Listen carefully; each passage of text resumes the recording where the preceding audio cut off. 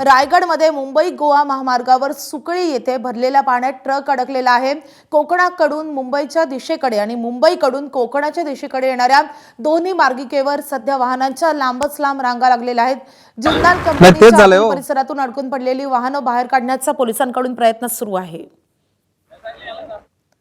तर या ट्रक चालकानं या पाण्यामध्ये त्यांची गाडी घालण्याचा प्रयत्न केला, मात्र हा ट्रक मध्येच अडकून पडलेला आहे। मुंबई गोवा महामार्गावरची ही दृश्य आपण पाहतोय। सध्या या महामार्गाला नदीचं स्वरूप प्राप्त झालंय, कारण आजूबाजूच्या नद्यांनी त्यांचं पात्र सोडलेलं आहे आणि त्यामुळे नदीचं पाणी आता महामार्गावर आलंय। या महामार्गावर वाहतूक ठप्प झालेली आहे। दोन्ही बाजूनी वाहनांच्या लांबच लांब रांगा लागलेल्या आहेत।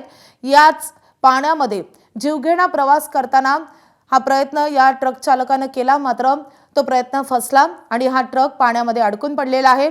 सध्या पोलिसांकडून ही वाहनं बाजूला काढण्याचे प्रयत्न सुरू आहेत। ही वाहतूक सुरळीत करण्यासाठी प्रयत्नांची शर्थ करावी लागते, मात्र सध्या दोन्ही बाजूची वाहतूक थांबलेली आहे।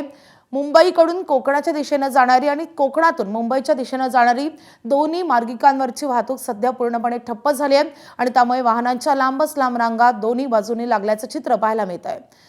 जिंदाल कंपनीच्या आतील परिसरातही काही वाहनं अडकून पडलेली आहेत। ती वाहनंही बाहेर काढण्याचा प्रयत्न सध्या पोलीस करतायत। रायगडमध्ये गेले 2 दिवस पावसानं अक्षरशः कहर केलेला आहे आणि त्यामुळे जिल्ह्यातल्या सगळ्या नद्यांना पूरजन्य परिस्थिती निर्माण झाली आणि नद्यांनी पात्र सोडल्यामुळे ही स्थिती आपल्याला दिसते। तर रायगडच्या कर्जत तालुक्यामध्ये सुरू असलेल्या मुसळधार पावसामुळे उल्हास नदीच्या पाणी पातळीतही मोठी वाढ झाली आहे।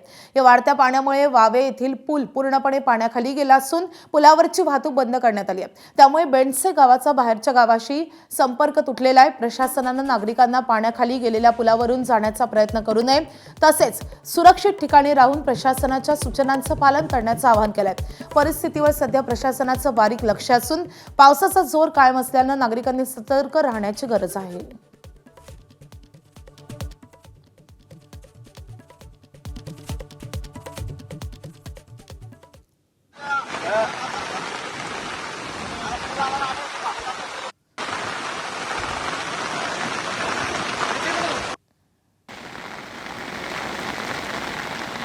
तर या पाण्यामुळे धोकादायक झालेल्या पुलावरून कुणीही प्रवास करू नये असं आवाहन आता प्रशासनाने केलेलं आहे। गरज नसल्यास घराबाहेर पडू नका, सुरक्षित ठिकाणी तुम्ही राहा असं प्रशासनाने आवाहन केलेलं आहे। वावे ब्रिज आता पाण्याखाली गेलेला आहे, त्यामुळे वाहतूक बंद झालेली आहे आणि त्यासोबतच आजूबाजूच्या गावांशी संपर्क देखील तुटलेला आहे। आपले प्रतिनिधी गणेश महाप्रळकर सध्या आपल्या सोबत आहेत। गणेश, रायगडमध्ये अनेक रस्ते पाण्याखाली गेलेले आहेत, सध्या काय स्थिती आहे रायगडमध्ये? पाऊस कसा बरसतोय? माधवी, खरं तर रात्रीपासून पावसाचा जोर आहे तो वाढलाय आणि आज सकाळपासून आहे ती पावसानं चांगल्या पद्धतीनं बॅटिंग आहे ती सुरू केलेली आहे आणि एकंदरीत रायगड जिल्ह्यातली आज आपण परिस्थिती बघितली तर अनेक रस्ते आहेत ते जलमय झालेले आहेत। मुंबई गोवा महामार्ग देखील सकाळपासून आहे तो ठप्प पडलाय। त्याशिवाय आता कर्जतमध्ये देखील पावसानं चांगला जोर पकडलाय आणि त्याच्यामुळं कर्जतच्या उल्हास जी पाणी पातळी आहे ती धोका पातळी ओलांडलेली आहे आणि त्या परिसरात असणाऱ्या बेंडसे असतील, वावे असतील किंवा आजूबाजूला जी गावं आहेत त्या गावांचा संपर्क तुटलाय आणि त्यामुळे आपण बघितलं तर बेंडसे आणि वावे गावांना जोडणारा जो पूल आहे तो पाण्याखाली गेलाय आणि त्यामुळे संपूर्ण त्या ठिकाणी असलेला जनजीवन आहे तो विस्कळीत पडलेला आहे। शिवाय आपण बघितलं तर पाली खोपोली मार्गावर देखील पाणी आल्यामुळे तो देखील मार्ग बंद पडलाय आणि त्यामुळे आपण बघितलं तर नागोठणेमधून वाहणारी आंबा नदी आहे ती आंबा नदीनं सकाळपासून धोका पातळी ओलांडल्यामुळे तिथल्या परिसरामध्ये आहे तो आंबा नदीचं पाणी आहे ते पसरलंय आणि त्यामुळे अनेक सखल भागांमध्ये पाणी साचल्यामुळे